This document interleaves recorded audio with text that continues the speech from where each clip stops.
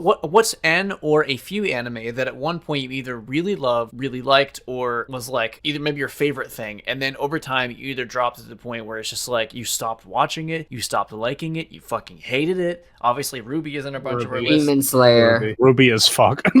I'm about to say, I mean, obviously, Ruby is Ruby's a fuck. given for us, but Demon Slayer, that's fair. Yeah. I didn't start it enough to That even one's get it there. fair. Demon Slayer's fair. I actually really enjoyed like the first season. If there is more than one season, I don't There is. remember. But like, Yeah.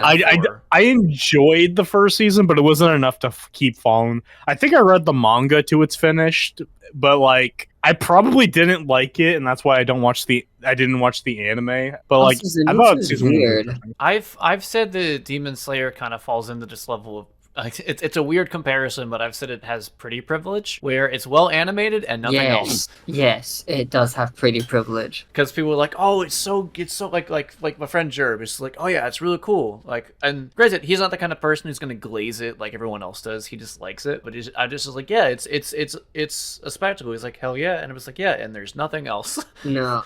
A good friend of mine named Alec, like once the first season came out on Netflix, like he and his friends were talking about it like if it was like the second coming of Christ, basically. Oh, And I was just like, Nah. damn. no. If it's all that in a bag of chips, then maybe I should watch it. And I did like the first season. And then I just kind of, afterwards, and like thinking back on it, I was still like, because it's like none of the characters really had any personality. Like Tanjiro is just Wonder Bread. Yeah, I think the I've best said it character once. is like Nezuko because she doesn't say anything and she has to rely entirely on like expression. I was gonna say the best character is Nezuko, and she's the main female Yeah. lead who doesn't talk and has a muzzle on.